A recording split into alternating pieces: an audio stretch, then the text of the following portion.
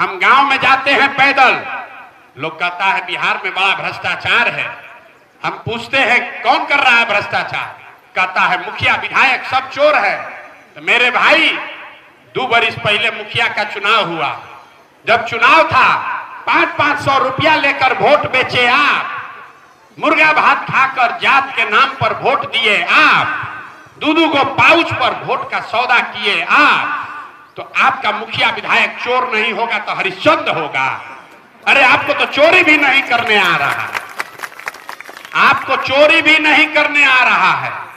जिस नेता को 500 रुपया के लालच में जाति धर्म के नाम पर मुर्गा भात खाकर आप वोट देते हैं, वही जब जीत कर आता है आपके और आपके बच्चों के मुंह में उंगली डाल के 5,000 10,000 लूटता है और आप बाप बाप चिल्लाते हैं कि बड़ा बिहार में भ्रष्टाचार है। आपसे हाथ जोड़ रहे हैं, एक बार मेरी बात मानिए, आप अपना नहीं तो कम से कम अपने बच्चों का चेहरा देखिए। आपका जीवन अब नहीं सुधर सकता है, ये भी बता देते हैं। हमारा उम्र है 47 साल, आधा से ज्यादा जिंदगी हमारा बीत गया। अब आपका जीवन क्या सुधरेगा?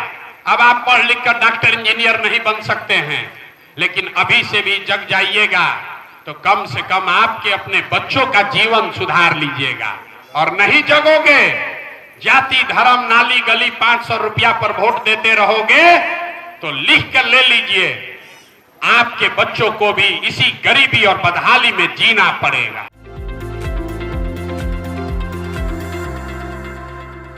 जब से मैं बिहार आया हूँ, गांव में गया हूँ, मैं घूमकर जो देखा मैंने उसके आधार पर कह रहा हूँ कि बिहार में शराबबंदी कहीं लागू है ही नहीं।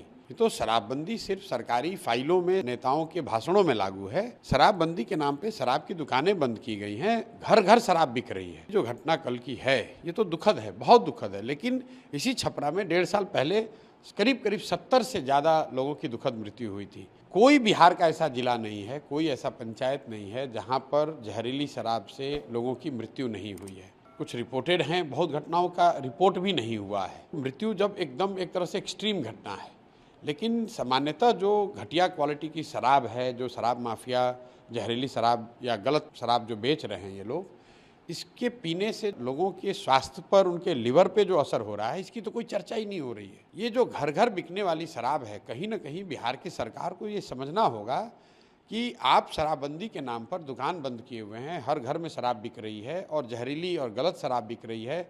10 रुपये की शराब 100 रुपये में बिक रहा है। और ये सारा कुछ का फ़ायदा किसको हो रहा है? फ़ायदा यहाँ के भ्रष्ट अधिकारियों को हो रहा है, यहाँ के भ्रष्ट नेताओं को हो रहा है।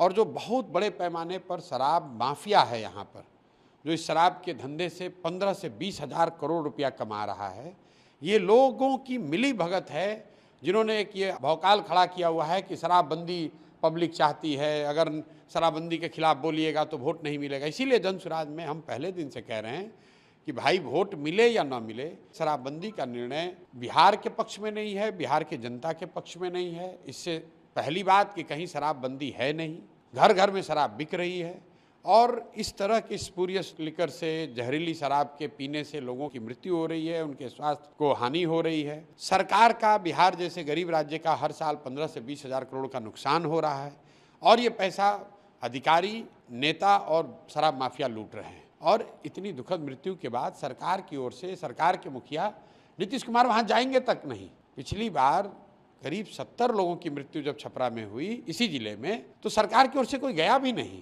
कोई अधिकारी जाएगा, खाना पूर्ति करेंगे, फिर वही बात हो जाएगी।